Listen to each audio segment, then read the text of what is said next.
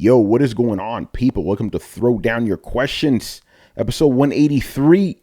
I'm your host, Tony Polanco, and I'm joined by Emilio Lopez. Sup, people? How's it going? Damn, Chris ain't here. I almost fucked that up. Brett Murdoch. What's up, everybody? Carlos Romero. Yo. Adam Vale. What's up, Sucker Free Sunday? And Brian Manjoma. Howdy, y'all. All right, quick apologies to the people who think this is Throwdown episode 183. I always miss that fucking bullshit. But anyway, yeah, we don't really have any fluff tonight, man. I think at least you didn't leave it at the Riku-san's stream. Yeah. Well, I wonder why we're getting a warning on Twitch. That's interesting. Anyway, no fluff again. What kind of warning? Wait, what do you mean? It says warning with a. I don't know what the fuck that means. Just started. What could we be getting tagged on? Bit rate is too high. Okay, I could lower the bit rate, but fuck you right now. We're streaming. All right. Again, no Chris action. But Kristen is with us, making sure you motherfuckers behave in the chat room. You know. Thanks a lot, Christian, for coming in and keeping an eye on the. On the chat there. No fluff tonight, man. So we're gonna get right into it. My man Mebs. So his first question, actually both of his questions about God of War. So the first one is, it's safe to assume that we'll get a sequel to God of War, given that it has taken Sony Santa Monica 5 years to reinvent the God of War formula. How long do you anticipate it will take the sequel to be made? Just for information, God of War 3 and God of War Ascension were 3 years apart. I'm gonna guess probably 3 years, because think about it, a good chunk of that time for the God of War that just came out was just creating the engine, you know? Yep, the engine and the assets. Exactly. So all that's already made. So I'm gonna say probably 2 to 3 years. Probably 3 years. If they really want to put carrot and attention to it, probably 3 years. You know. I'm gonna say 2 years, just because developers these days have a tendency to want to make an annual game. The timeline has essentially been shortened, not because that's what makes a better game, but because people want to see returns on these investments. And with the game engine already built like this, they would probably be tempted to try and make it an annual game, but realize that they don't want to do that. So I think a biannual game isn't out of the question. Hey, Brett, where's Dragon Age or Dragon Age Inquisition 2? Oh no, that shit is different. BioWare is, BioWare has no fucking rhyme or reason, and they've never even tried to release annual games. Yeah, but 2 years sounds okay, but I'm gonna go with 3. I guess. Well, was that the closest between the God of War games? Was 3 years? Am I just remembering it? No, wrong? it was always 2 years with the PlayStation games. Correct me if I'm wrong, people. PlayStation God of War 1 and 2 came out 2 years apart. 3 took a little while. Obviously, there was a pretty big gap there because of the PlayStation 3, and then the 2 PlayStation 3 games were 3 years apart. So yeah, I'm gonna stick with 3 years. Manny, what do you say?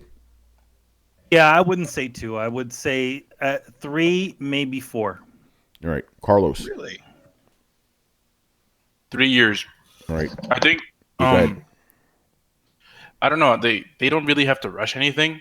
Plus, you never know. They might just release the new God of War game for the PS5. They could wait. You know. Good debut, Carlos. And I don't see this being like a release, like a launch day game. So they might even delay it more. So who knows? Yeah. Brian. Yep, I'll go like 3 years. It makes sense. Yeah, and Adam. Next year. Fuck it, why not? This is like the Price is Right. $1. I was gonna say you're the guy on the Price is Right. That motherfucker. Exactly. You know. That's it. $1. All right, cool, man. Okay, so next question is a very interesting one too. How pivotal was the character of Kratos to the success of this new God of War? Would the game have been the success it was if it wasn't a continuation of a story? Could the series go on without him? I'm thinking how people were not happy that Master Chief was not the chief character in the last Halo game, and how the Halo community were not happy about that. Yeah, I think the fact that Kratos is in it was a big deal for people. You know, if he wasn't in it, I think people would have been mad. Let's just be real, you know? Yeah. I wouldn't have been able to play God of War. Yeah. I mean, I wouldn't have minded if they changed the character, but I understand people have a certain attachment to like the main characters of games and stuff. So I think he was pretty integral to it, you know? I would have been mad. Because if you would just replace Kratos with somebody else, then I would have just said call it a different game. But you're continuing the God of War that's what saga. I thought he was trying to say in the question. What was this game successful just because it was labeled as God of War, or would have been successful if it didn't have that label as God of War? No, he's asking if Kratos was in it, would the game be successful? Then they couldn't have called it God of War.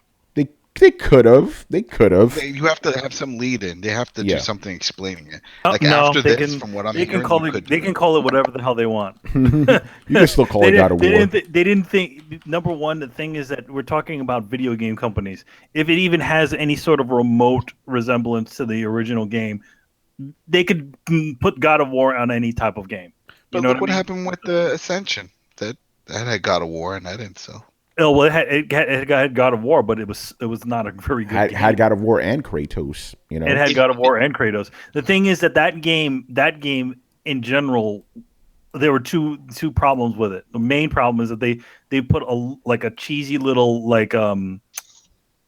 campaign inside of it, and they did it for a multiplayer thing that nobody fucking cared for. Yeah, and the story itself didn't. The whole game didn't need to exist. The story didn't need to exist. None of that needed to exist. You know? It was not really anything that needed to happen. The only reason why they probably did it is maybe because the God of War, the new God of War games developments had already started.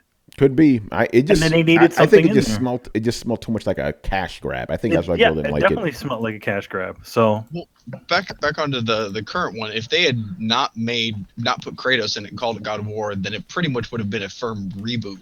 Or at least it would have been viewed like that.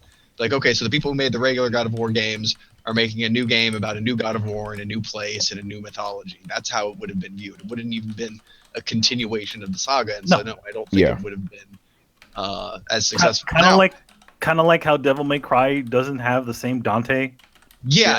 It would have just been like okay, so... This is God of War now. Yeah. I think you guys are overrating protagonists in video games. Because... I mean, God of War Ascension didn't do well because it was a crappy game. Halo 6 or Halo 5 didn't do as well because it's not a game that lives up to the franchise. It's not because Master Chief's not in it. It's because it's not as good as any of the other Halos, quite frankly. I'm not even talking on quality. I'm speaking I'm just saying it would have been received as a full reboot. And I don't think a full reboot would have done as well as an evolution of the saga. There is a bit of nostalgia that plays the part in this. Oh yeah, I'm not saying it has to continue to have Kratos, but you have to show the torch passing. Like you can't just have them be two separate stories. You want to lead them into each other for a better narrative. That's all I'm saying. So I fully actually expect personally. I'm subscribing to Adam's theory just in a more long-term kind of thing. So I think Kratos is going to be replaced eventually. I think we'll see the end of this probably trilogy of games without Kratos, but that'll be okay because Kratos was there at the beginning, and it'll all be sewn into the story. Yeah, I agree with that. All right, it's like what didn't they do? Is remember Metal Gear? It's not the same guy, right? He's dead. This is what you call it? What's his name? Big Boss. Big Boss. BB. Well, he still looks like Snake. Exactly, but it's not him. And the Big Boss games take place in the past too, And the Big Boss games are prequel games. They haven't made a modern Metal Gear game since 4. Metal Gear Solid 4, yeah. Wait, so does this all take place before the Nintendo version? Yes. Holy dookie. Yep. The last two games. The last game, in fact, there's a lead into the Nintendo game. Yeah. The last one. That is correct. Did not know that. They need to write a book about this. Yeah. The lore. God of War, yeah. People have, but the one thing for those games, I call those the borrowed time Metal Gear games. It's like, okay, we already ended the series, so here's some extra bits of information just in case you didn't need, just in case you needed but it. You still get Snake. You get Snake because he's a clone of this guy, so you're essentially still playing somewhat of the same character. Yeah. Anyway, Brian, what are your thoughts, man? I don't think it would have sold as well if it was not him, honestly. Because I think that at this point in time, his name carries weight because again, is Kratos. And yeah, that's far as I've gotten. Yeah, I think we reached a consensus there, pretty much. All right, so we'll move on to the next question. Mr. Damian. All right, so again, I always have to preface this. Let me finish the entire question first. Does it begin with this panel? It doesn't begin with that, but that is in there. That phrase okay. is in there. All right. All right. Again, let me finish this. I will go back and break down all of this. Okay. My Xbox is my preferred console, which makes it a success to me. I play Sony exclusives on my PS4 Pro, so it is a success to me. I play my Nintendo exclusives on the Switch, which makes it a success to me. Over the past 2 weeks, this podcast has made numbers a major topic and has made claims as to what is a success and what is a failure. My question is, why do numbers matter to you so much? No matter what you think the numbers are, Microsoft is making money in the gaming division based on movements within the company shows they plan to be in gaming for a long time to come. Numbers matter to shareholders and stockholders. No one wants to be second best. All right. Here's the thing. Before we move on, let's just establish what is success is not a subjective thing. It's objective. How do you base success? How much money you make. That's clear cut. You know, like I understand. Well, how much money you make, how much of the market share you control. Yes. If there's only $20, floating around your small, industrial town or whatever, and you've got 18 of it, you may only have $18, but you control a vast majority of the wealth that's being distributed. So market share also has a lot to do with it. And also, I liked my Dreamcast quite a bit. I thought it was a success. They stopped making it. So you can't base it just on what you like and what you don't. Not to sound like an asshole, I'm just being honest right now. You cannot personally dictate what is and isn't a success, dude. Like, yeah, we love the Dreamcast. We love the Dreamcast. I guess you could say it was a success to us, personally as gamers, but it was a failure. It was an objective failure. Even to us, it was a failure because we couldn't use it past like 3 years after it was released. Yeah, no. So basically the point is, just because you think something is a success doesn't make it a success, because if it failed, and that's it. The one could help it be a success by voting with your wallet. If you really love a game and feel like you got more than your money's worth out of it, like buy a copy for a friend, buy some merch for it, send some love the developers' way. Like, you can help balance the scales by, being an evangelist for games that you like and things that you think are done well. That's fine, and that can help tip the scales, but whether or not you like it alone doesn't help. Some games require, community and word of mouth to get their sales. If you love a game so much, stream it, help generate interest in it. That's going to help more than just liking the game a lot.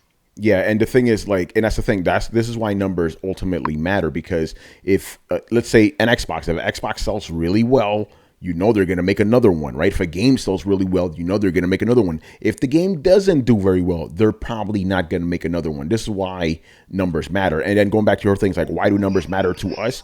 Dude, we're gamers. We like all aspects of the industry. We find all of this fascinating. And also, we're a podcast that talks about the biggest gaming topics. You think we're just going to avoid this? Come on, man. My question is, and again, I'm just going to say it.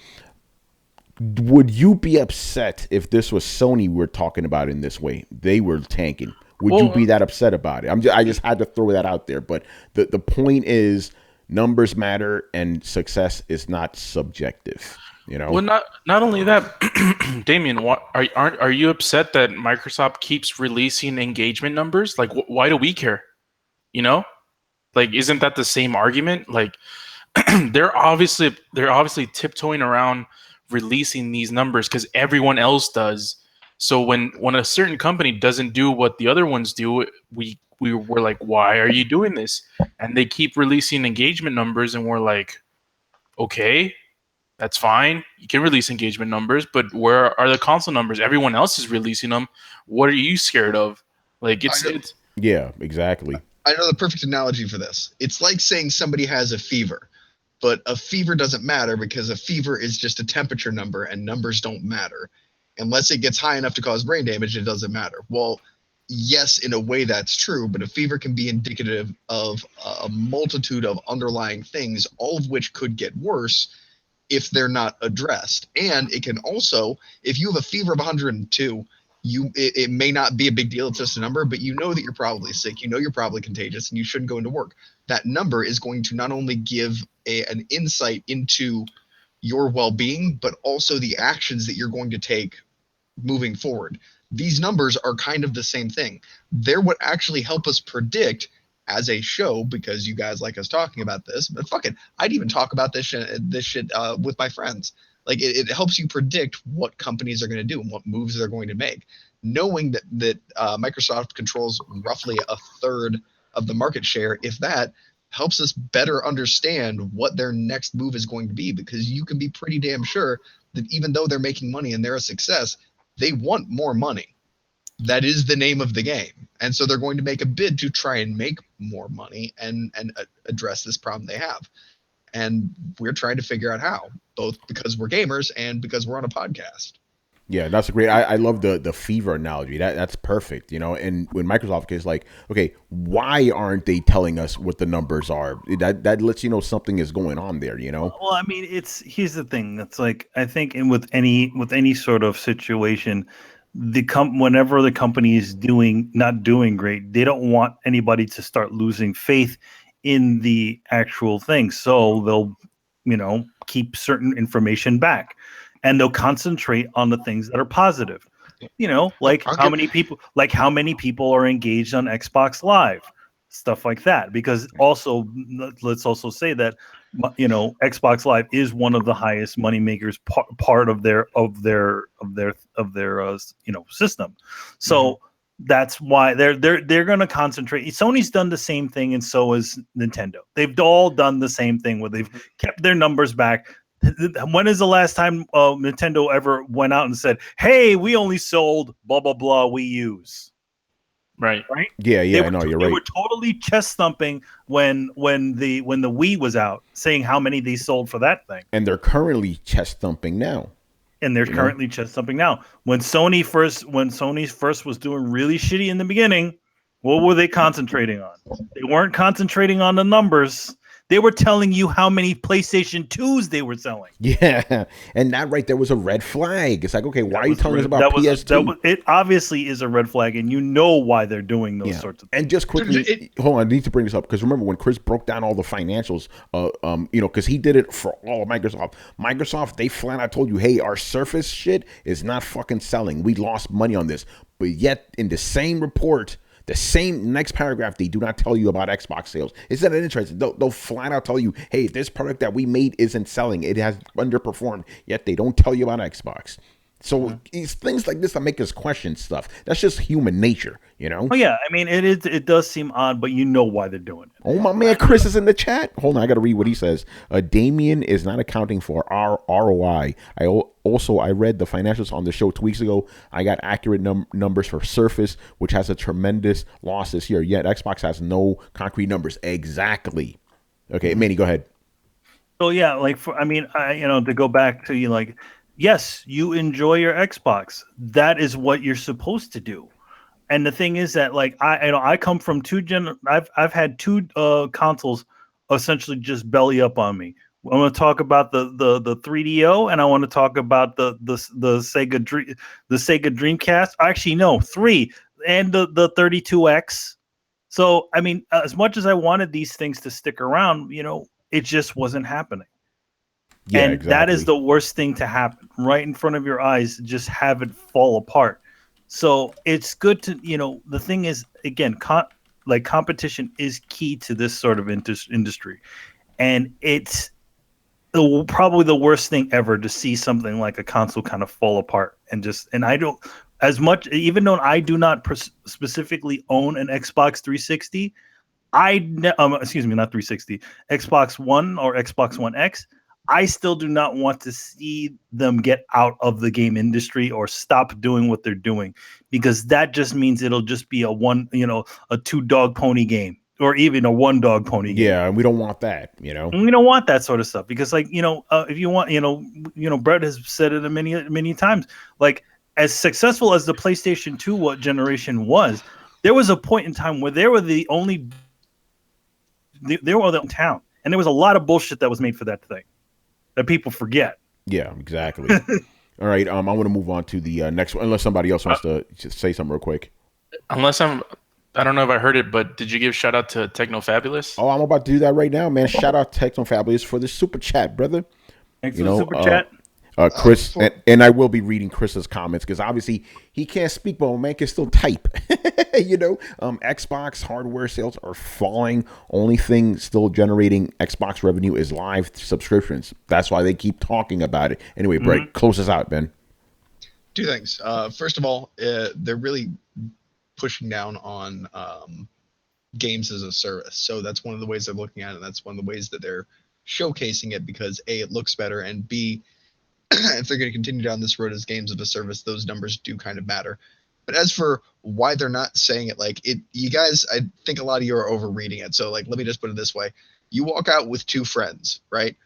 And they're like, one of the friends goes, "Oh, dude, I just got my paycheck in. I got my fucking bonus. Got like $1,200 in my pocket. Let's go get some steak and some fucking whiskey. You down for steak and whiskey?" And you have another friend who checks his back pocket and goes, yeah, I can do steak and whiskey. I think I can cover that." Like, you know which of those motherfuckers is rolling with a clutch and which of those motherfuckers is not rolling with a clutch. Like, it's an immediate and apparent thing. Like, dude, that guy's got a shitload of money, and that guy is trying to figure out whether he can afford dinner. That's exactly what's going on, and that's what's going on with Microsoft. Like, you don't broadcast your shortcomings, but that doesn't necessarily mean that Microsoft is dead or doomed or whatever. It just means that they've lost this battle. Yes. And that's the thing a lot of people aren't understanding is we're not talking about the war, we're talking about this battle. So it's not the end of the fucking world that Microsoft may pivot, change their strategy, and come back hard next generation. But for this generation, it's kind of done. And it's over. It's over. That says nothing for you as somebody who enjoys it. That says nothing for your business decisions or your purchasing choices or anything like that. It just means that something you like didn't quite hit this time. I've been there myself, but them's the breaks. For me, man, I have 2 Xbox Ones, and I care about those numbers because I want to see if they're doing well and if they're going to invest in their own platform. Because if numbers aren't, if we know that numbers aren't well, then how do we how do we know we should expect them to invest back into the platform that we invested on? You know, Great point. We're not shareholders or stockholders. We're stakeholders. All of us who own a property of Xbox are stakeholders to that platform. So we care about all that kind of stuff too. Yeah, man, I got my box. You know, I want to play some games on them. Yeah, I got one. Yeah. Wait, Hold on a second. Hold on. How many people here own? Hold on, Brett. Are you telling me that the Sony down owns like how many Xboxes between us? Adam, how many did you say you have? 2? For the new one, 2. For the old one, 4. Okay, I'm talking about just Xbox One. Let's just keep it to that. 2. 2 Xbox. 2. Carlos has 2. And I have the S. Damn. Hold on a second. We got 2 for Adam, 2 for Carlos, 1 for Brett, 1 for me, and 1 for Chris. There's a lot of Xboxes here. Yeah, man. Yeah, I'm the only holdout. Oh, and Brian too. Actually, Brian has one. Brian has one. Brian has an Xbox. It's called a PC. Exactly. I'm sorry. Oh God, hey, my man Sean, thank you for the super chat, man. You guys keeping us going. Wait. He does. We actually all have Xboxes because we all run DirectX, right? Well, if you listen to Major Nelson, the way he would say it, he would count the PC as an extension of the Xbox. So everybody has an Xbox here, then. So yeah, every last one of us. Xbox and you get an Xbox. You know, hey, Dashy did that one time. You know, yeah, she did. She was into that Connect virus. Yeah, no, I'm talking about Xbox did that for 360. They had the slim version under everybody's seat at E3 one year.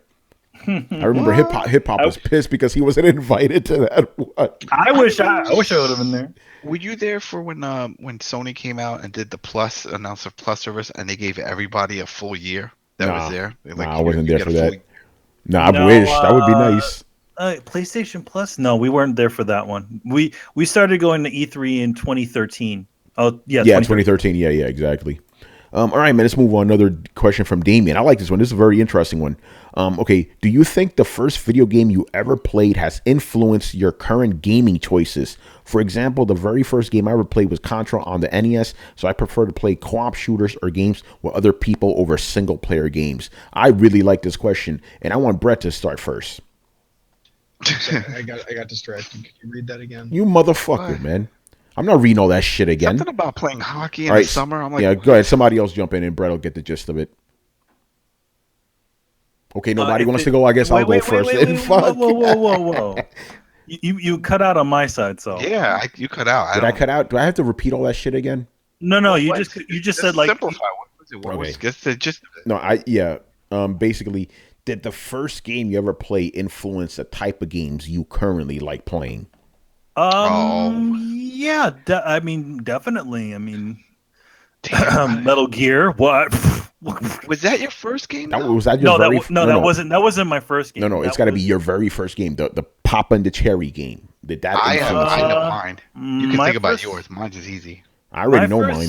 My first game. You know, here's the weird thing. Like, all of my gaming came directly from you, Adam. So Shit, I'm sorry.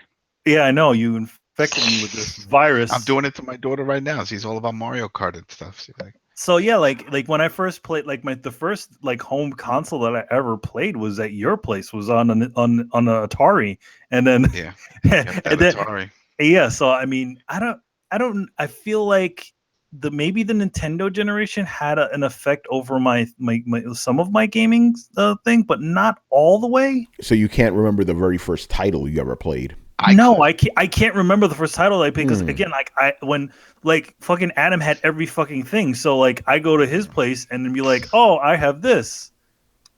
Also, here, just a little side note: when Adam got the Nintendo, he gave me his Atari, and I'm like, yay, Atari! And then I saw that Nintendo, I was like, fuck.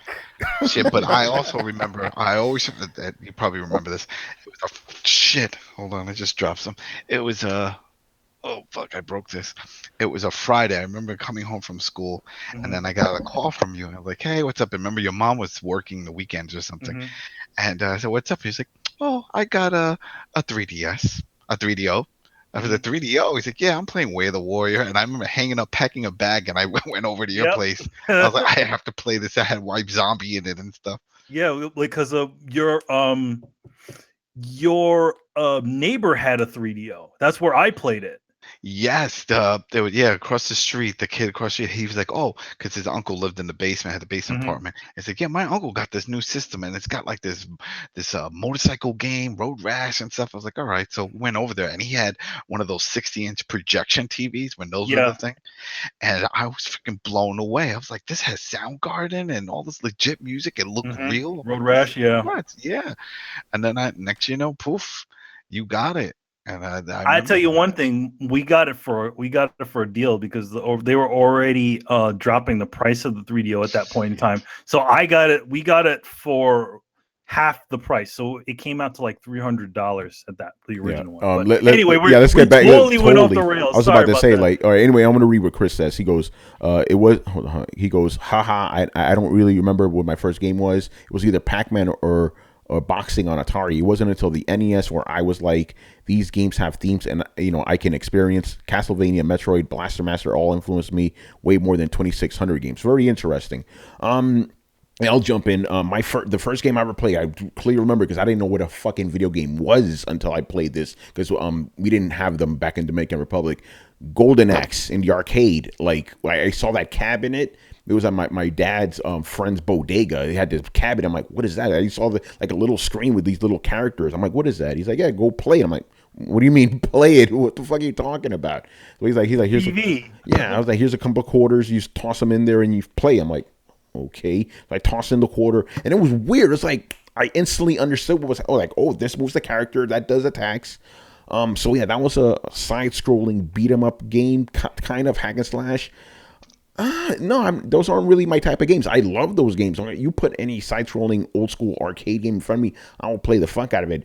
But that didn't really influence the type of gamer I would become. I don't think I really started becoming the gamer I became until the Sega Saturn era, specifically with Tomb Raider, right? I'm like, oh shit, this is like a vast world you could explore. This is crazy. And then with Panzer Dragoon Saga, it's like this giant, massive story. And then Shenmue, of course, I really saw it from like, okay, I like narrative-driven games. This is the shit I like, So, but yeah, Golden Axe did not affect me as a gamer. It affected me as a gamer, but it didn't influence the type of games. Like, if that was the case, I'd still be playing beat 'em ups now. But then again, they don't make beat 'em up games, so I guess that's irrelevant to the point. Carlos, what about you? Did the first game you ever play influence you as a gamer? In the sense that I'd be playing a Mario game 20 years later, probably. Probably more than 20 years, but just very little. It's like I had a phase where I played nothing but sports and shooters, multiplayer games and stuff like that. So no, I wouldn't say it influenced. I mean, it definitely influenced me, but it's not something that sort of dictated a certain path of gaming that I took. Yeah, It was just more that it just got me into gaming more than anything. But that's pretty much about it. yeah. Chris says, he goes, I agree with Tony because we grow as gamers and we were in the time where the experience kept evolving with the tech. Yeah, every single generation, even almost every game kept bringing something new to the table. So that's a good point. Anyway, Brian, go ahead. With me, not really, because my first game I think was Super Mario Brothers 2 or 3. I can't remember which one, and it hasn't really affected me. It's just because again, the game tastes now are nowhere near platformers. Like I actually am, I'm not even that big of a fan of platformers these days. So I'd say no. I'd say it just helped me understand that gaming exists and also what else is out there. I'd say that the thing that did shape how a game has to be when I bought Borderlands 2. No, when I bought the first Borderlands based on a review, which is the last game I ever bought based on any review. Since then, I just buy games based on how much I want to play them, and that's it. All right, Brett's making noise, so you go ahead, man. That's Brett's. Hey, I'm getting ready to talk noise. Yeah. Sorry, I was checking if I was muted. Okay, yeah, wow. I've been super influenced. I can tell you the first game I played for just about every system. But what's the first one? Like the Pop First and Cherry game I game? Yeah. played, Legend of Zelda. Oh shit, that did influence you, didn't it? A little bit, yeah. And I didn't even know how to read at the time, so it was a painful process of just exploring, putting together environmental clues, and hashing my way through corpse drag after corpse drag until I eventually got where I wanted. Probably not as painful as Weapon Fragility, but move on. Yeah, well, no, not being able to read when you're playing that game was tough. But I was influenced by a lot of the early games that I played. Even like a lot of those Nintendo games were really punishingly and crushingly difficult. And I even remember I had a discussion. I don't remember why this stuck with me, but I had a buddy look at me one time when he was watching me playing video games. And he's like, I think I finally figured it out. Because I was always the guys that like, man, have you seen the last level? Like, oh god, the last level's hard. It's like, I think I finally figured it out. I'm like, what's that? He's like, you're not really good at video games. And I'm like, fuck you. He's like, no. I'm not. I mean, like, you're not just like automatically good at games. You just beat your head into the wall relentlessly until eventually you make it through. I'm like, yeah, persistence, man. That's how you play these games. So that method of playing has definitely conditioned me as an adult. It's one of the reasons I like Dark Souls. It's one of the reasons I like the the challenge modes, or going to the fire realm in God of War. That's all I'm going to say for those of you who haven't been there. Haven't finished. My kid just turned into a prick, so I'm up to that. I know exactly what you're talking about. I want to throw his ass off the cliff. Like, I'm the god. I don't need this shit. Yeah, don't spoil it, but I know exactly what you're talking about. All right, that's what I'm up to. Quickly, before we go to Adam, the truth says my first game was Pong and Asteroids, and I never ever want to play games with those graphics again. All right, Adam, go ahead, man. Do you remember? Maybe. Yes, I do. Uh-oh. Chinatown Arcade. The Chinatown Arcade. If you remember this, my dad took me there, and there's two parts. I guess this can be counted as a game because it was a cabinet and it was a live chicken inside, and I had to play tic-tac-toe versus this thing. And I'm like, what the hell is this? You had to put money in, and you had to pick sides, and you played tic-tac-toe against a chicken. And then after that, I walked in, I looked, I saw all these machines, and I'm like, what is this place? And then poof, my dad walked me over to Pac-Man, and that was it.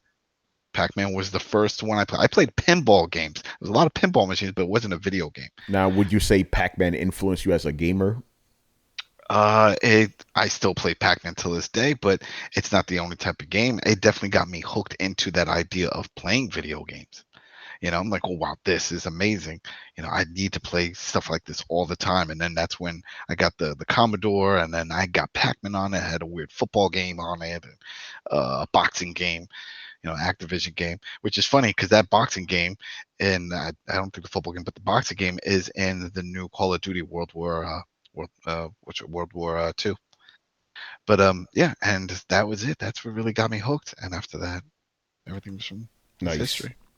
All right, we'll move on here. This is a question from your friend Adam Dana Abercrombie. Oh shit! Here we go. All right, so she goes, "What do you guys expect to see from the Square-Enix Avengers game at E3, and the rumor it'll cross over with the Spider-Man PS4 game?"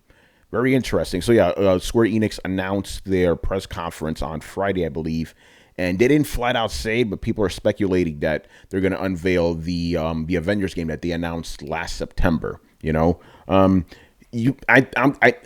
probably going to speak for a lot of us here. I can't get too excited over a licensed game, so I'm gonna have to just wait and see with this one. I understand they got Square Enix, I understand they got Crystal Dynamics or Eidos, one of those two big name companies. But then again, you also had Activision doing Spider-Man games, so taking this with a heavy grain of salt.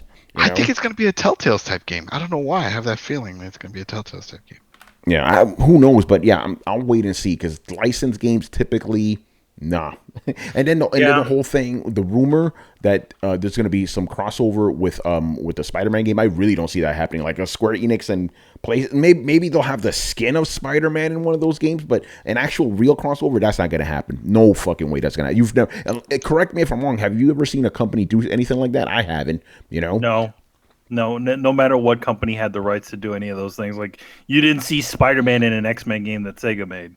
Unless it was Spider-Man and the X-Men on Sega Genesis. Yeah, but it was like okay, how like Sega had a Spider-Man game, and then they there was the X-Men game. Yeah, you wouldn't see any crossover. Even ones in the games that were like together. You know what I mean? Like made by the same company, there wasn't very much crossover. Yeah, so that's not going to happen. It'd be a fun idea, but I doubt they're going to go into anything. There's so much that goes into that sort of licensing. Yeah, but Manny, what do you think about the game itself? I don't know. I don't know what to expect, and to be honest, I wasn't really interested in it. To be honest, she had to bring this to my attention because I'm like, the thing is with me, when I hear about licensed games, it's like, it's like in one ear out the other. I don't care. I mean, they showed you. They just showed some like. Manny, say that again. You cut out. Oh, they kind of just had this kind of cheesy trailer that I really didn't pay attention to. So, I mean, I knew there was a game coming, but I was just like not really that interested in what was going on. So, oh my God, Battle Royale Spider-Man, stop it, Techno, stop it, man. Yeah. So like, I mean, from what I expect of it, I want to be surprised what it is, see what it is. I don't know what to expect from it. To be honest, it could just be like Final Fantasy with a skin with an Avengers skin on it, or Tomb Raider because there's Crystal Dynamics. So no, I'm saying like it could just be like Final Fantasy, like with like 4 players that are. Oh yeah. You play one of them. Yeah, I'm sorry, I just cannot get excited over this. I'm so cynical when it comes to these things. Yeah. Whatever. Go ahead. Like even having like, so was it Sucker Punch doing Spider-Man? Right? It's Sucker Punch, right? Sucker Punch, yeah. No, it's Insomniac. Insomniac. Yeah. Insomniac. Yo, man, you're trying to confuse me. Be Sucker Punch. Yeah, because they would have made more sense, right? Because they did Infamous. Mm-hmm. Anyway, I say. So yeah, like even that, like with that Spider-Man game, like I still kind of hold it with a little bit of a grain of salt, even though I know that they have a pedigree of making really great games. I'm just like, there's that one portion of it just says, I don't know. Yeah, and anyway, what do you guys say about this Avengers game? I think I kind of spoke for most of you. So it's hard. I mean, it's hard to get any amount of hype over sort of, like you said, a licensed game, especially when we haven't seen anything. It's just an announcement, and I think a lot of it, I think we'll make up our minds when we see like the first trailer or so.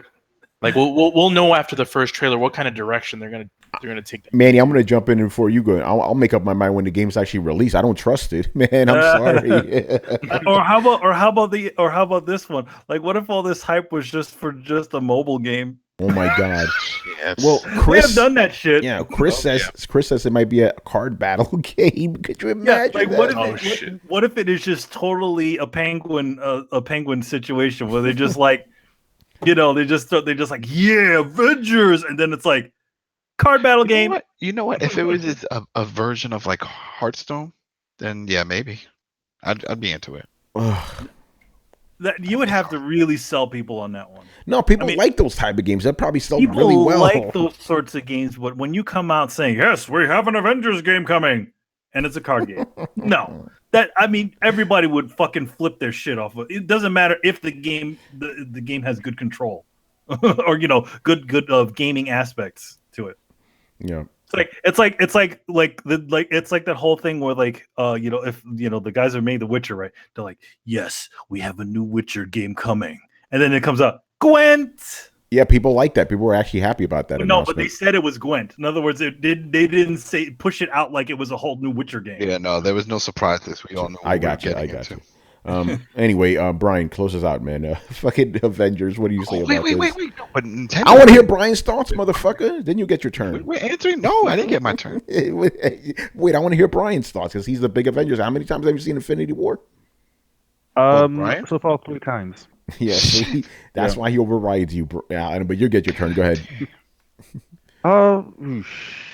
No, I'm very cautious right now because again, they have shown nothing yet, and I don't know about you guys, but I've not heard anything about it. So I'm kind of like, this could be anything and everything at the same time. So I'm just gonna stay very quiet and then just wait. Best case is that it's gonna be a game like Marvel Ultimate Alliance, like a isometric top-down game, which might be quite cool. Ooh. Worst case, it could be a battle royale game with Marvel characters. Yeah. Well, they already have a battle royale game with a Marvel character. That is true. They have more of them, and maybe that's why Fortnite got Thanos inside. It's like, yeah, let's just like jump the gun a little bit. Let's test the waters. Yeah, it's up in the air, but I'm with Tony on this one. I'm just gonna wait until they show something. Yo, Brian, quick question, and this is gonna be a yes or no answer, so it won't. Have you seen Moonlight? So it won't derail the conversation, and it's kind of off topic, but does it get better each time you watch it? Yes. Oh! Okay. Just notice lots of things like the Game of Thrones reference. Yeah, that's right. Yeah, there's one in there. But we're not gonna get to that right now. Adam, go ahead. What were we talking about? Avengers, motherfucker. What about that? Oh, what do I think they're gonna? It's gonna be a legit game. I mean, they can't. That would be cheesy, and they know it would be cheesy if you're like, oh, by the way, this is just coming to mobile because we know that's what you guys want. No, that's not happening. No, it's not because did that. I was gonna say Nintendo did that with the Mario. Everyone thought that. Well, Mario, whoever you call him, they thought that was gonna be a legit game on the phone, and then it turned out to be an endless runner. Yeah, even though I think we all said it was going to be a bullshit game on the phone, Mm-hmm. Anyway, I didn't get Brett's thought. Brett, what do you think about this possible the Avengers game that Square Enix is working on? Licensed game, don't care. Yeah, there you go. That's it. Next topic. Exactly. Okay, this one is not a question. It's just a kind of interesting statement from G Megaforce. It's kind of interesting. G Megaforce did not leave any questions. He's usually the first guy, but is this going to be timestamped or no? So don't worry about it. That's why I put it in purple in the show notes. It's purple. Yeah, like Thanos, man. All right, okay. So he goes, "What the fuck is a quadruple A new IP?" And he laughs. Microsoft can't help putting bullshit marketing spin on anything they do. They should concentrate first on creating a new triple A IP that is good before they start making up bullshit terms like this. All the new IPs they've released this gen have either faded or have been turds. Whatever studio they are working on now won't have anything ready until 2021 at the earliest, and by that time PlayStation 5 will be out. This entire gen for Microsoft has been a joke. Tell us how you really feel, bro. But he's right though. He is 100% right. What the hell's quadruple? Microsoft actually said that the other day. They said we're working on a quadruple A new IP. Quadruple? Like, Is what, it a 500 million game that's going to take 10 years? And yeah, and I have mean, like a I mean, TV show in it. a quadruple A. You know what that sounds like? It sounds like they got more than one company working on the game, right? No, you know what quadruple sounds like to me? Our amps go to 11. It's like, what the fuck is a quadruple? Hey, no one's ever heard of that. You know? Okay, sure, your amps go to 11, Microsoft. All right, moving on now. Okay, Carlos, get ready for the timestamps. Black Metal Gamer. So his first question is, a few days ago, a trailer for Bloodstained Curse of the Moon was released. It's coming out on May 24th for most platforms, and it's an 8-bit NES Castlevania-style game. What are your thoughts on this new little game, and does this reassure you that Ritual of the Night will be a good quality title? Manny, can me and you just jump in first, because we've actually played Ritual of the Night several times, and we don't need reassurance. The game's going to be good. Yeah, we play. You could have played. I mean, you guys could have played Bloodstained as well, because it was available on. Oh no, that was for backers. Sorry. Yeah. And Chris too. He played it. Chris is in the chat. He played it too. Yeah, they did have a version of it on the floor on the E3 show floor, which was the boat level, and then they also had. I still have the one for from Steam that they sent over. So it's cool so far, and it definitely looks a lot nicer from the backer updates they've been sending us. So yeah, this update though, that this little game, it's funny how like people forgot about this thing, but yeah, it was one of the stretch the goals. addition. Yeah, the stretch goals was to make a prequel game that was gonna like an 8-bit style prequel game to go in before, to be released before the actual game was going to be released. Yeah. By the way, Chris goes, I did, and I am reassured. I know for damn sure this ain't no Mighty Number 9. Damn. Yeah, he's right. Yeah. By the way, I'm gonna play it again at this year's E3. It's like 3 years in a row I've been playing. You're gonna play it again? Come out with the game already, Iga. But well, no. But you know what? I'm glad that he's just taking his time. Yeah, no, that's fine. Yeah, that's fine. But and I am glad he's actually is showing it every year. And my man always comes out with the whip. It's crazy. But yeah, I don't need any reassurance. The game is hype. And as for this 8-bit thing, I'm fucking there, man. It's fucking great. Let's go. I'll tell you a fun E3 story with Ego, because which was actually cool. Like Microsoft actually reserved a couple of spots for them to showcase Bloodstained Ritual of the Night, and Ego was standing right next to the consoles, looking at the way people played, and me and Chris took a photo with him. Nice. So, but the one thing is that you could definitely see that he was looking at the way people were actually playing the game. Yeah, he was doing that too. By the way, for some reason I forgot the first time I took a photo of him, because I took a picture of him last year, and I was looking through my pictures of E3 from the year before that. There's me and Ego. I'm like, completely forgot, so I'm probably going to do that again this year. But you're right, he always, like, whenever you play a game, he's always in the room with you, and he's very attentive to the how you actually play the game. It's cool, man. But the 8-bit joint, give me that shit. I'm fucking there. And wait, hold on, May 24th. That's like, that's next week. Oh, not next week, but the following week. Yeah. I want to review that shit. Anyway, what do you guys say, man? Well, I'll have it before you. Because I have backed it. Anyway, did you guys see this 8-bit trailer, and what do you think? Does anybody else care about this game besides me, Chris, and Manny? That's negative, sir. I saw some. That's a negative. I saw some gameplay of it. It looks like a Castlevania game. Yeah, that's the whole point. That's the whole point. Essentially, kind of like Castlevania 3, where you have, but instead of 3 characters being able to change between, you have 4.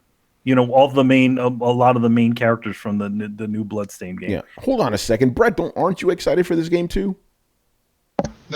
Nope. Okay, I guess it is just us 3 guess then. You don't like Igavania. Yeah, I'm over the 8-bit thing for the most part. Like, it's fine, it's cutesy, and like, RPGs and very narrative games and things like that. But it's the platforming. I've played so many of those games in my life. What about the full game, Ritual of the Night, the one that with the modern, like, cartoon graphics? Yeah. I'm all down for that. I've played so many of those games originally. I've played so many Metroidvania style games that I get that you're like, look, it's a clone and it's a throwback, but all I hear is like it's a carbon copy kind of the same thing that you've done over and over and over and over and over, and I'm just kind of over it. By the way, can I ask you this? Are you over it because of indie games? Because I know they kind of burned me out on those fucking games. That's what I'm saying. Like, Jesus, man. When they came back, you're like, the nostalgia, the fun. Then after a while, you're like, Jesus Christ, you're all just modeling yourself after Metroidvania, which is just a mashup of two basically games that set the standard. Like, there's only so many different ways you can do this before it all starts to feel like a copying machine. It's burned me out. This one I'm okay with because it's Igarashi and stuff. Black Metal Gamer says Holy Diver is a dope ass Famicom Van Eye clone, and it's also a great album by Dio. Yes. All right, man. We'll move on here since no one seems to care about this game. I'm wondering. I'm wondering when I get the code for it. I wonder if they'll allow me to stream that motherfucker. You know, I'm fucking hyped. I can't wait. All right. Okay. The next one. What gaming fads throughout history did you hate the most? This would be a fun one. Gaming fads. In gaming or peripherals? Anything. Easy. Motion controls? Yes. Motion controls without a shadow of a doubt. Because it spawned the fucking Wii, and it was successful. So it made everyone else want to follow that shit. Yeah, right. It led to the fucking ruin of Xbox. Oh, that's right. If you think about it, the Kinect was really the main thing that ruined the Xbox One. You know, let's just be real here. If they didn't put that in the box, it wouldn't have been so damn high, the price, and maybe people would have bought it. Yeah, they would have focused a lot of the R&D on other shit. Other than they put a lot of fucking work on that Kinect sensor. They're making money off that in other divisions, though. They are. But I could care less, man. I'm into gaming. Brian, we need to less. I couldn't care less. God damn it, Brian! Why do you have to be so English, man?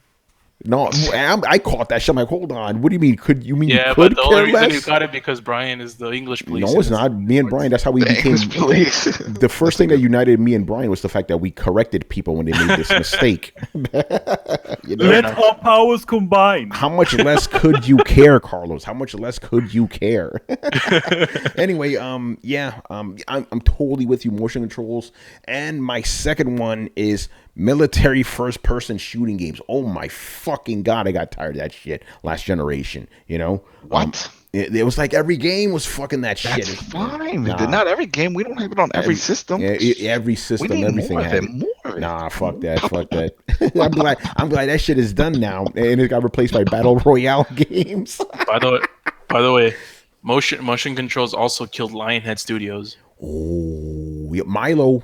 What happened, son? They never showed Skittles after that. That Fable game, the Kinect Fable game. Remember that one? That was the one. Also, I'm gonna just prematurely say battle royale games. Just prematurely throw that in there right now, son. I'm already tired of that shit. You know? For me, it's definitely a lot of the kind of first person shooter kind of craze. I feel like it's just like everybody felt like that was the way to go. So there's just kind of a lot of throwaway first person shooter sort of games, trying to be like Half-Life and a bunch of other ones. And also those really annoying like 90s like commercials that Sega and Nintendo used to make, where like you have the kids like it'd be edited like a music video. They'd be like Sega, like they were like so crazy and manic. Like I hated those fucking things. Sega. Like, and the last remnant of that one was that stupid one for Sega Saturn. Yeah, I remember that. Can I also throw in the fad of early last gen games all looking like fucking mud? These disgusting color palettes, man. Remember when Uncharted came out and everybody was like, "Oh my god, this game has color." Brown, yeah, all the games were brown. Yeah, they all look like shit. You know. All right, Brian, gaming fads that you hated. I think everyone just agrees that motion controls were just ass. Yes, and they just ruined like a lot of things. I mean, like the concept, it's like itself has good intentions, but it just was executed like really badly. Mm-hmm. Like Kinect has the potential to be like really good for certain games, not for all games. Like you can't just make a game based around the Kinect, especially when the Kinect itself just didn't work. Same thing with the Wii when they had like patch up like the Wii Motion Plus thing, like 2 years later. Like it's just no, it was dumb. Um, yes, apart from the obvious, which is motion controls, I'd have to go with season passes. No, no, not season passes. Online pass. Yeah, Oh remember my that? $10, god, play online. that was like one of the worst things that they had for so long. It's like, hey, you want to play the game that you bought like secondhand? Well, pay online. Pay a fee and pay it online. Like, really? Why? Like, it's so dumb. It was just Man, I remember really annoying. it seems like it's been a long time since that Mhm. was announced. Yeah, man, that was a horrible idea. I got another one. And this is, I guess, maybe tied into motion games. The fucking Guitar Hero shit. Remember that? That bullshit. I love that Yeah, though. I hated that I fucking didn't want that game. to come back. I That love the shit was Guitar so Hero. fucking whack, man. In the gaming scheme of things, it's a blimp in the radar, though. No, but it was like big for like a good 2 or 3 years, you know. So I hated that, and I'm saying this as a musician. I remember when I went into Best Buy, they had Guitar Hero. I'm like, oh, this is gonna be crazy. I was, I was in a band and everything. I was like, this is gonna be crazy. So I'm like, okay, I'm gonna play, Breaking the Law, right? I'm like, I know how to play this shit on guitar. I'm gonna kill it in this fucking game. It was just so weird. I'm like, that's not how you play this fucking song. Fuck that whole craze, Also, man. so like Get Rocksmith. That's really playing the Yeah, guitar. Rocksmith is good because it actually teaches you how to play guitar. That shit is dope. But the Guitar Hero, rock, all that rock band. Yo, that man, thing what was about DJ Hero, man? all that shit was trash, man. Get rid of all. DJ I'm Hero glad, was Make horrible. me Oh my better than God. Jazzy Jeff, man. I'm That was glad so that shit died a bad, swift DJ Hero. death. That thing died so fucking fast. Anyway, Brett hated gaming trends, fads. There's not much to pick from after all you guys have gone through. I have to agree, motion controls, fuck that noise. I'd probably really drill down on military first-person shooters and the way they spawned a need for every single fucking game to be first-person for years. And games tackling multiplayer in for no fucking reason. What did Dead Space 2 need multiplayer for? What did God of War need multiplayer for? You know? The Last of Us. The Last of Us, they didn't need. Come on, yeah. So that's the thing. Those military games also made it so every game needed to have a multiplayer. Tomb Raider, remember Tomb Raider had to? Come on, man, that was fucking bullshit. It does. Still does. Assassin's Creed. Remember Assassin's? That was kind of cool though. That was a good one. I'll give you that. Really didn't know who was the bad guy in there. Yeah. It's funny, like, you talk about like putting multiplayer, and like they don't put the multiplayer that really would have been cool. Like, how cool would it have been to play Last of Us and somebody was playing Ellie? Yeah, co-op. Yeah, kind of like the way, or like what the way Resident. That was supposed to be the plan. Did you hear that? No, I didn't hear that, Manny. But that would make too much sense.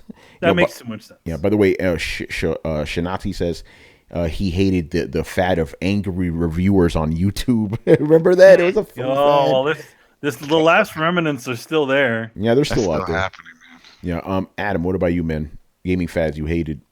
Fucking the air traffic controls for PS4. What the fuck with the lights and the little knobs and again, it's the move control. All that shit. I didn't like any of that stuff.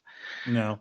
I didn't see the big deal. Like I had my Kinect, but I used it just to say, bleep, record that. I don't want to say it just in case somebody has that shit connected because it will do it. But that was it. That was the coolest feature on it. But I didn't use it for like the hand gesture and all that shit. It just never worked right. I'm gonna be an asshole right now. If somebody's watching us on Xbox would connect Xbox off. You're wrong, man. Turn it off. I used to do that to my buddy Cole. We just lost a shitload of fans. Yeah, we lost 2 guys watching us on Xbox. All right, all right. Next up, this is a new name, very interesting name. Spacey's semen crusted kimono. Kevin Spacey, by the way, he even has a little avatar, but he is asking serious questions. Okay. Hypothetically, his first question: hypothetically, if EA made a Def Jam Vendetta 2 game, what rappers and rockers / metal artists would you like to see in there? Would it, and also the follow up, would it be a wrestling game or a brawler? Very interesting. Well, the thing is, if it's Def Jam, no rock people in there except for Slayer. Wasn't except for Slayer? Slayer. They were yeah. Slayer was on Def Jam. So yeah, the only rock band that you would probably see in there would probably be Slayer. Yeah, because it has to be Def Jam artists, you know. Yeah, because then we can't just mention any rappers. No, it has to be Def Jam artists specifically. When they did Vendetta 1, remember Def Jam, that one? It was called One. Icon.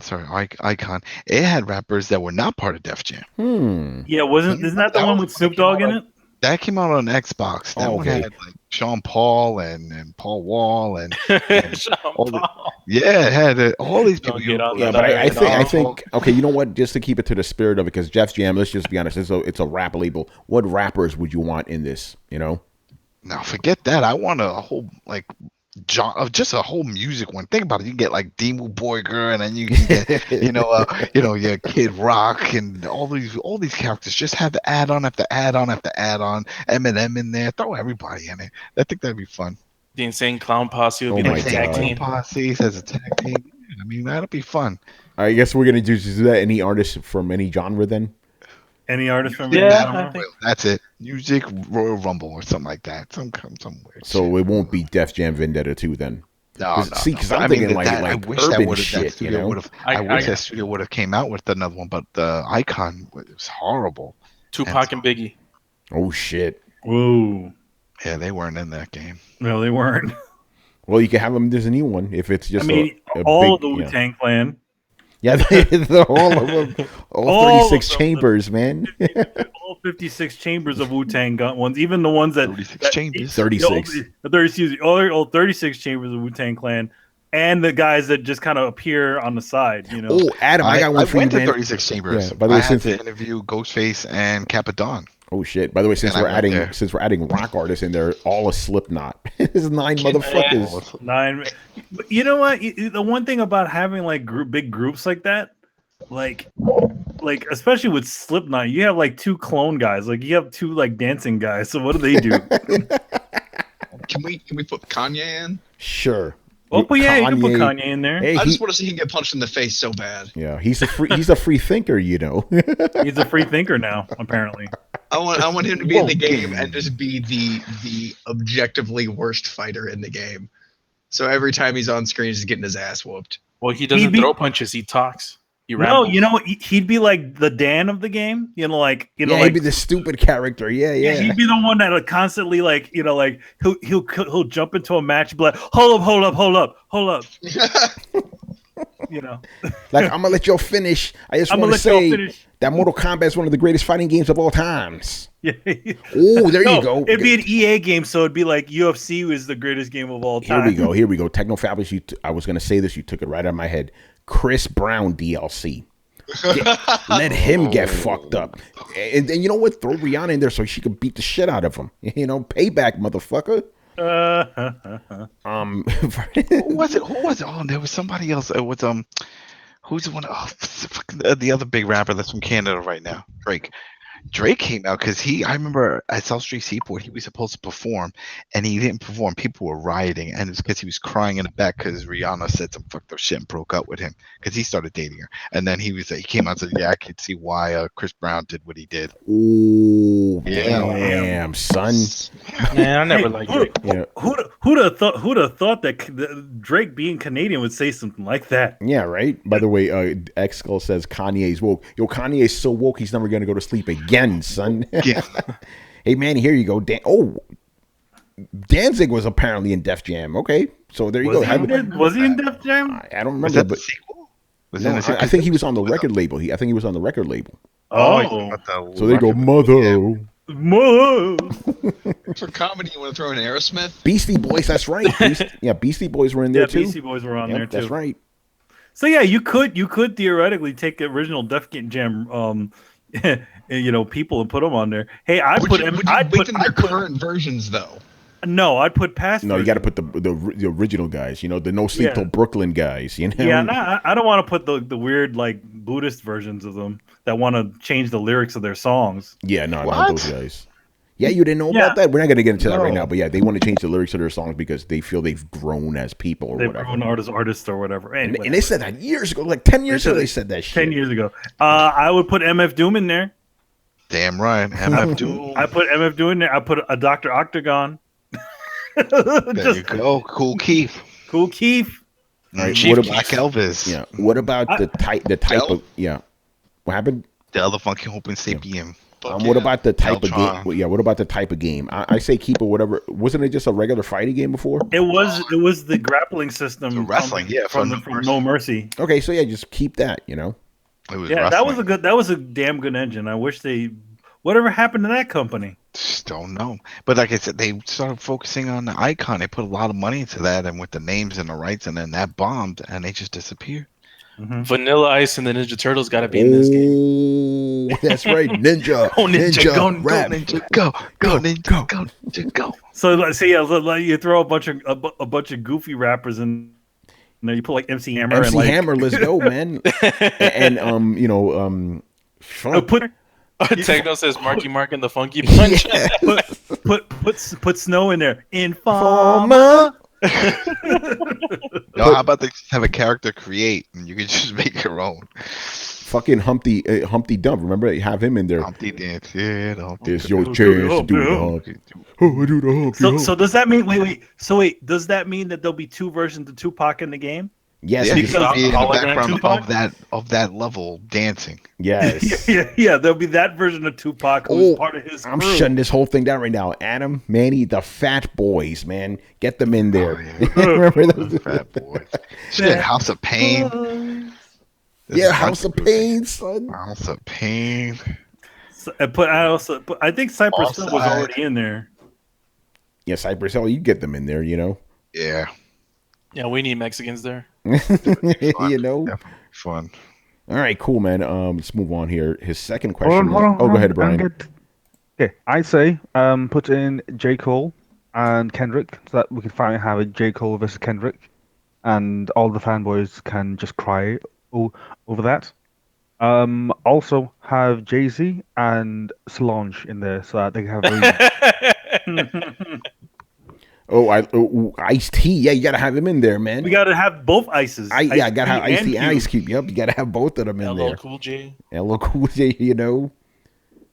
Yep. The ice off. You got to get Run DMC in there. Yeah. By the way, Brian, thank you for contributing artists beyond the year 2000. Because, you know, we're just talking old shit, 80s guys, man. The Ghetto Boys. Oh my god. Dude, I was about to say, with mainstream Heavy music D? being the way that it is, like it would be a roster of people we've never heard of, and like be like, the fuck is Lady Gaga doing in this game? Yeah. Yeah. Lady Gaga. Oh, I'm not even gonna say anything. Yo, it all says Ice Tray. Hey, man, fear of a black hat, son. Yeah, you literally put NWP in there. NWP, that's right, man. From NWH, Montana, NWH. NWH, yeah, NWH. Excuse me. NWH. 3 Ice-T's, actor, rapper, and body count. Oh, that's right. Yeah, Ice-T have 3 versions of him. Shit, LL Cool J. The NWA version. Yeah. Oh, no, I mean Ice Cube. Ice-T, the actor, the rapper, and body count. Body count in the house. and the body count. Yeah, man. I heard that shit is good. and the kangaroo from Tank Girl. CB4. Yo. Does Tupac have a Chris special Rock. hologram costume? Chris Rock. Wait, which one? The hologram? I said, does Tupac have a special hologram costume? Yes. Oh. That shit is funny, man. All right, let's move on here. Too soon? Really? Yeah. Okay. Yo, man, Tupac's still alive, man. What are you talking about? He's got like 20 more albums. 16, They're waiting to be released, don't you know? All right. Okay. So, kind of an interesting question. What are some quote unquote bad game developers that make you question why they are still making games? Can I say the obvious? Oh. Let me try to guess it. Does it start with a B and end with a Fezda? No. Oh, no. It- Does it start with a K and end with a Nami? There you go. Go back to. I'm sorry, Konami, man. Just make your pachinko, son. Stop making games, man. I'm sorry. That's all I'm Man. saying. That's all I'm saying. Because I'm not trying to get in trouble. Go ahead. Let's see. Who would I say they're still making games that are... Come Come on. on. Made Life of the Black Tiger. Oh shit! Get them to stop making games. Yo, by the way, these guys in the chat are still giving out names. This is hilarious. Chub Rock and Bismarcky, Rock. Oh, Africa man. Bambata. You guys are De La Soul, Block Rob. Hey, let's hold. Let's just keep answering that question. Lords of the New School. Oh, is it Yes. Africa? Yeah. Okay, let's just move on. Big Fun, R.I.P. Yo, fuck it. I'm jumping right. Brett, what are some developers that you think need to get the fuck out of the game? Out of the Industry. game. I'm tempted to say BioWare if Anthem is as fucked up as I'm afraid it's going to be. Hey man, I'm with you. Yeah. Oh man. I think a lot of us are holding our breaths with BioWare right now. Yeah, not just holding my breath, but being like, all right, I'm not expecting much. Y'all motherfuckers better surprise me. Otherwise, just take it out to pasture. We're done here. Shoot him in the back. Yeah. I don't know. I mean, Yeah. other than some, like, there's some just like who consistently makes bad games. Yeah, that's what I'm saying. You know, No. because the thing is, and I just for the sake of fairness, no developer tries to make a bad game. It's just shit It happens. just happens. I mean, like, unless it's one of those kind of cheesy companies that continue to release shovelware. You mean like mobile game developers? But and that's too easy of a target, so we're not That going to is talk too about easy. them.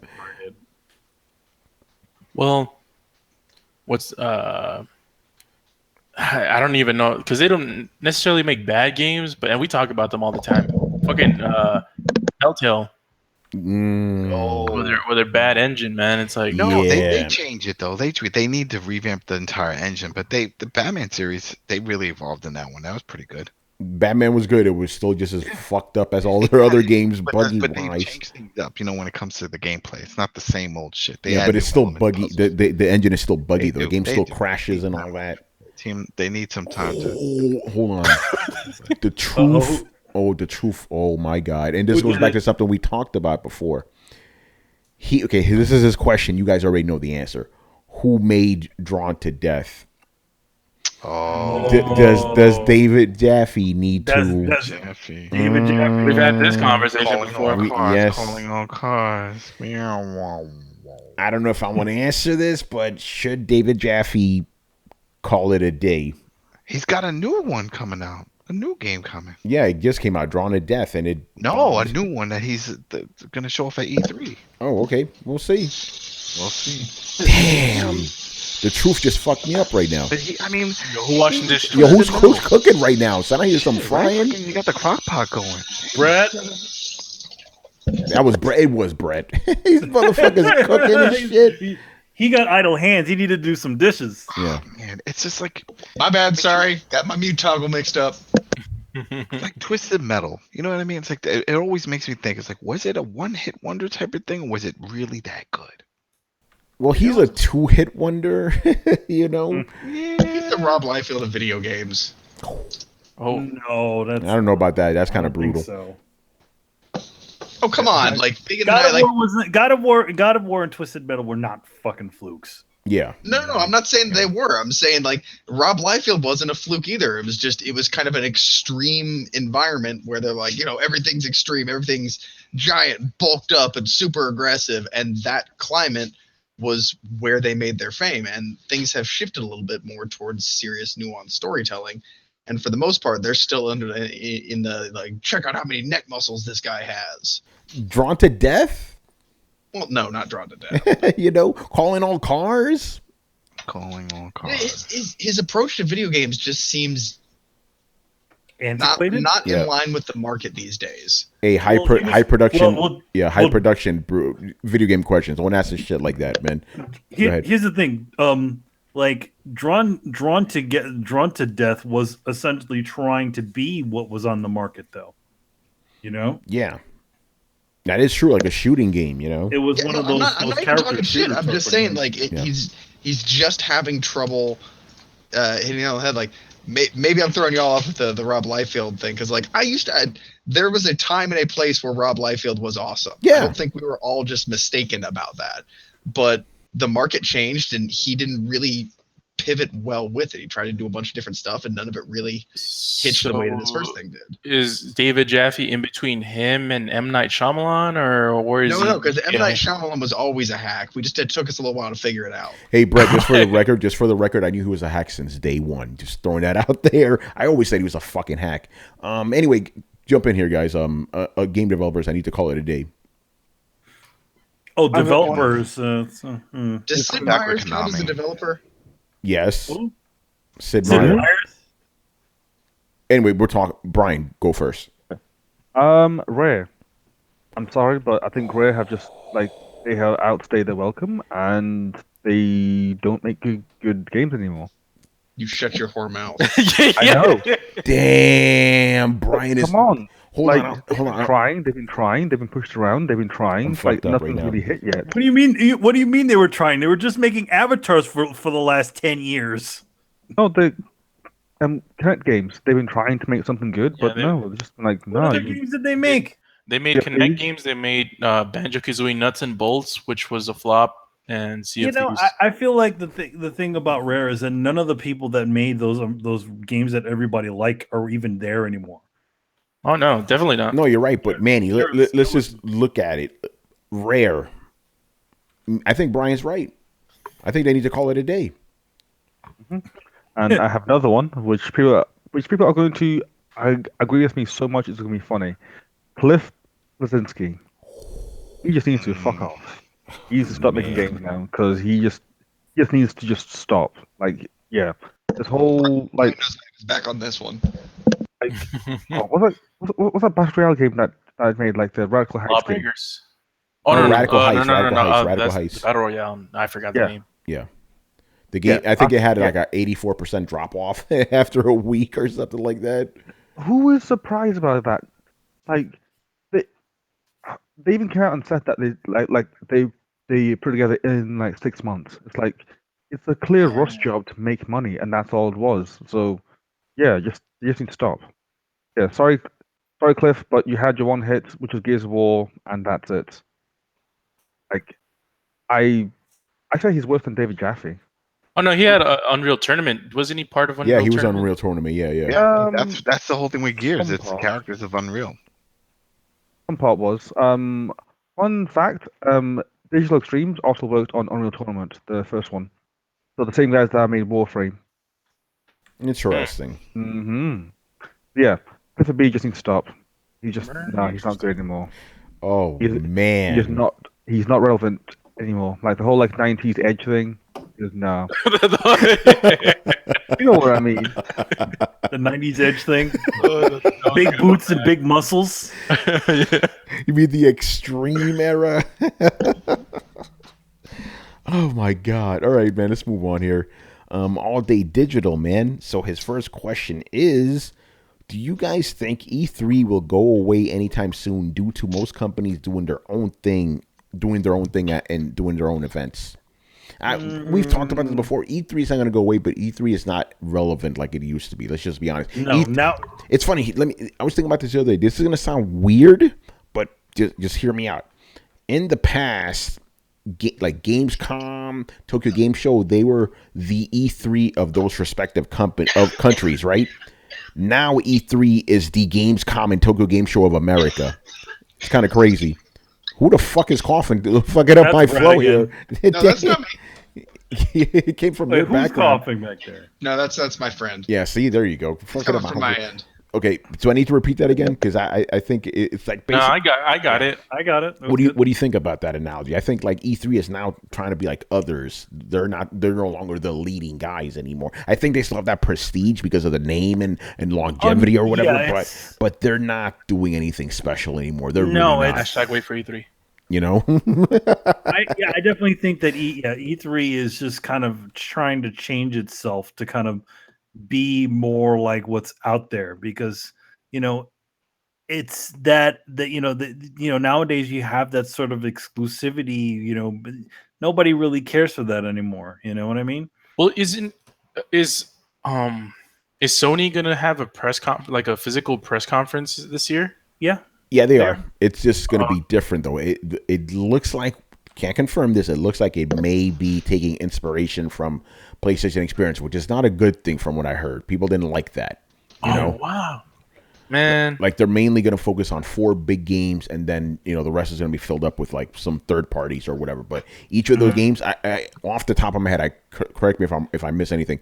Death Stranding, Spider-Man, Last of Us 2, and there's another one they're going to focus on. Gone. Ghost of Tsushima, yeah. Okay. Yeah. Correct me if I'm wrong in the chat, by the way.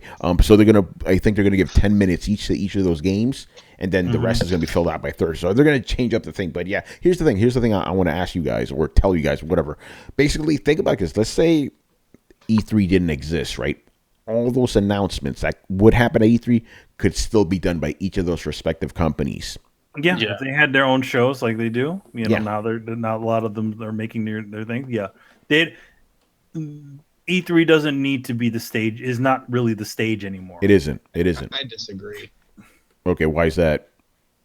If you took away E3, something would develop to take its place. Yes. Yeah, but the thing is that you're kind of proving what we're saying. It's like it's not the stage anymore. Something easily can take that easily. place. No, there is. No, but it's not about E3. It's that there needs to be a centralized video game conference once a year where people who aren't these giant studios have a chance to showcase their game, because getting together and having a convention like that draws press attention that you wouldn't get just trying to launch. Hold on, Brett. I'm sorry, I need to cut you off.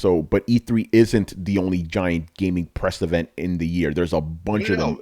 And that's what I'm saying. So there's always going to be one at the top. It's the World of Warcraft scenario. So if you took away E3, something would just take its place and everybody would flock to make their little announcements there, and that would become the official video game conference that everybody looks forward to during the year. But whether it's called E3, there will always be something that is E3. But Brett, I don't think you heard what I said before. I said that E3 is basically America's version of Gamescom or America's version of Tokyo Game Show. Like, yeah, obviously something would take its place because America needs its own game show. But I'm saying that E3 is now no more relevant than those other ones from other countries. That's what I'm trying to say. Understand? No, and I agree with that. But when we're talking about when I hear if could E3 disappear, like whether or not it's called E3, is irrelevant to me. It's going to be the same beast. If you cut the head off that, it's just a new one is going to rise to take its place and be the exact same thing. Same thing goes with same thing with Comic-Con,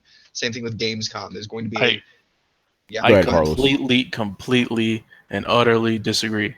So Comic-Con, for example, if Comic-Con ceases to exist, then for example, Disney is just going to do their shit in their own like little thing, and whoever else, Warner Brothers, is going to do their own shit in other things. I don't think there's going to be something that's going to replace Comic-Con. Why would they do that?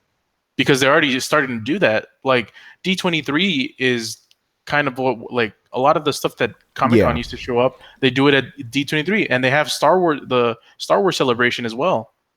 Like they have all these events. Comic-Con is so overbooked and overfilled, like it's tough to get in there, and that's just the natural spillover. For Disney, though, you think they can't? You think Disney can't get a slot for all these things? No, I'm sure they can, but the question is it worth it?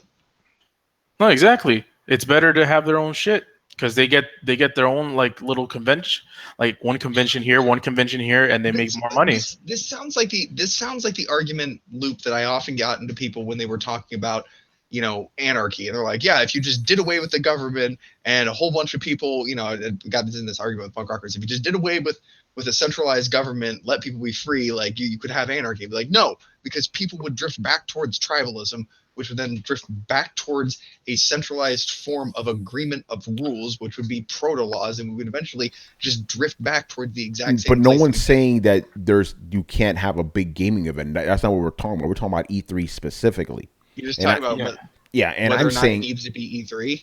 I mean, no. I'm saying that E3's relevance isn't needed anymore, because back in the day, right, we didn't have the internet, we didn't have any of that shit, and we needed one spot where game journalists could come together to disseminate information to all of us. Now we don't need that shit anymore, because you have gaming companies could throw that out there. You have your YouTubers giving their reactions or whatever. Yeah, they don't really need that shit. Why would they? here's my thing. Like, okay, so yeah, I as a game developer, unless I'm fucking Sony, like, want to get the word out for my game, I can just release the information on the internet. Sure. Or have a PlayStation experience. What's that? Or have a PlayStation experience. But if I'm not PlayStation, if I'm not of that giant, the big caliber, if I'm not one of those 5 games that makes it to that stage, then it's going to be much harder for me to showcase my product unless I'm bathing in the ambient limelight of all the other big things going to be there. That's my big point. I understand what you're saying, but let's just be honest. Unless you're the big guys, no one gives a fuck about you at E3. Let's just be honest here. You know, if you're an indie game, no one gives a fuck. You know, let's just be real not here. Not even you know? indie games, not the big giant AAA titles. I mean, yeah, like, you know, WildStar, for instance, got a lot of attention at like Comic-Cons and E3s. And granted, that didn't turn out to be a great game, but it wasn't of the caliber that it was getting a lot of attention otherwise, and so it kind of got it from there. And what I'm saying is, even if you got rid of, you know, even every single one of these, all that would happen would be you'd have people get together, they'd eventually create a convention. That convention would be drawing huge amounts of fans of whatever X hobby it is, or what, you know, whether it be gaming or board games or fucking Valentine's knows. I don't give a shit. And eventually enough of these people are going to come together that the people who sell said product are going to notice, hey, tens of thousands of fans of people who buy our product are glomming together on this one day a year in this one place. It would probably be beneficial for us to increase that hype and release some information there and some information around that time, and really just build that hype train. Give out some fucking tchotchkes to some motherfuckers who want to come up, make a presence at this show that is about people loving the products that we put out, because it would be kind of a dick move not to. And in the end, you have exactly what we're dealing with now, where you have a convention where sometimes if they feel like it, they show up because they're kind of quasi beholden to their fans. But unless there's a huge amount of money, that's not really worth the investment. Yeah, but again, we're not arguing that there's not going to be something to fill the void. I'm just saying E3 is not relevant or as important as it used to be. That's all I'm saying. Go ahead, Carlos. So, would you say that PAX, let's say PAX West, is bigger than E3? I don't think so. So, because, like, for example, as a gaming convention, just locally, it's way bigger than E3. I mean, I would guess. So it's like Comic-Con and stuff like that. So, like, if E3 disbanded, they just go their different ways. There's not something that's gonna like hold them up together, because like think about it, Rockstar is not. PAX is known as the big gaming convention because E3 is too overcrowded. It's become known as it's become a victim of LineCon, where you go there and there are so many people there that you can't really get into anything, and the booth prices are so high that companies kind of back out. And so what happens is all this drifts towards the second tier conventions, which are both of the PAX conventions. Where but three PAXs, by the way, there's 3 PAXs every year. Hold on, I'm not done. Yeah. Where it's a little easier to get booth space, so you have more vendors, and the lines are shorter, so you actually have a chance to play something, and those become the fan crowd favorites. But there is still the big E3, and if you took away E3, PAX would become that Uber convention. But E3 wasn't open to the public for a lot of years. Yeah, it just became open to the public last year. Well, I'm speaking of PAX versus Comic-Con. Because PAX was the replacement Comic-Con for if you couldn't get into San Diego Comic-Con. No, it was the gaming convention. Yeah, it was done strictly for gaming, because there was nothing like to the level of PAX. Like before, it was E3 was the closest thing, but E3 stopped going like doing things for the public. So they did PAX to fill that void. So they did their own shit. So that's why E3 is not as big as it used to be, because it doesn't have that many people that flock there, because it's not the only game in town anymore. So like you have all these other things, like Rockstar is not part of E3 anymore. Nintendo is not part of E3 anymore. They do their little Microsoft is not part of E3 anymore. EA is not part of it, because they don't need to be there. They could get their message out, and they're doing their own thing. That's what I'm saying. E3 is not that relevant anymore, Like everyone's going to be in town anyway, so. Yeah, but I'm not saying it has to be E3. That's been my whole point. It doesn't have to. It doesn't. No, but it's not. What is it? Then if it's not E3 right now, then what is it? I don't understand your question. You said it doesn't have to be E3, but we're No, we're but the telling thing you. is, yeah, but the thing is, E3. E3 is the king gaming convention right now in America. in America. Yes. And if it wasn't E3, then some other convention would be the king gaming convention. Yeah, but again, we're not arguing that. I agree with you. Something would fill the void, but even that, whatever would fill the void, would still not be as relevant now in the age of social media, where companies can just release a fucking trailer, you know, and be done with it. It wouldn't be to the same relevancy to E3 when it was at the top of its game. Yeah, that is Nothing also will ever true. get that anymore. Because back in the day, that's the only avenue for all the outlets. That's what everyone. That's the only game in town with all the companies going there. That doesn't happen anymore. Yeah. The thing that made E3 big was because it was the only game in town. Now it isn't. There's like a million other conventions happening that do the same shit, you know? So that's all I'm saying. So I don't think it's going to go away anytime soon. It's probably not going to go away at all. E3 is going to stick around. It's just different. Now it's open to the public. Like I said, E3 used to be the thing. Now it's copying everybody else, you know? What's going on, Nerdy Nick, with your drunk ass? All right, and the last question here. This is a funny one. For Tony Tries, what will you not try? I request Nintendo Labo. No. Nintendo's Labo is not even a fucking game. Okay, some ground rules we're calling it Throwdown Tries, by the way. That's the renamed version of it. Basically, the ground rule is the games either have to be free to play or people buy them for us, because we ain't buying no bullshit games, you know? You just get that out there. But Labo is not even a video game. It's a fucking cardboard shit. You want us to do DIY stuff on stream? That's stupid, you know? We're a gaming podcast, bro. We're not tested. You know, so yeah, I hope that answers the question. So yeah, Throwdown Tries, games that are free to play and games that you buy for us or people give to us or whatever, because we ain't paying for no bullshit. Does that mean that you're going to be playing Conan Exiles? If a lot of people request it, sure. But the next one, because this leads to the segue, PUBG. Oh God. Probably Tuesday. That seems to be a good day. Probably the same time, 8 p.m. Eastern. That seemed to work out pretty well. So, me, Carlos, hopefully Brett will be there too, and we'll all suffer for you guys. Oh God damn! Did we get 3 copies of PUBG bought? No. PUBG is free. It. It's free to play, man. Get it? Yeah, get it on a PC. Yeah, Nerdy Nick. Yeah, we'll have you on one day, brother. Don't worry about it, man. Yo, you don't drink too much, man. You're too muscly, man. You'll kill somebody, man. You know, just imagine a big muscly dude all drunk. That's not good, man. Probably fuck everybody up. I'm also YouTubing it. That's great, Nick. Nick, fucking drunk. All right, man. So let's wrap this motherfucker up. So thank you for watching and listening. Leave us your questions in the comment section of this episode here on YouTube or over on the Coalition, and we'll answer them on next week's show. Subscribe to Throwdown on SoundCloud, iTunes, and YouTube. Follow us on Twitch, Mixer, Twitter, and Facebook at Throwdown Show. Links are located in the description below. Once again, our show is Tony Polanco. I was joined by Emilio Lopez.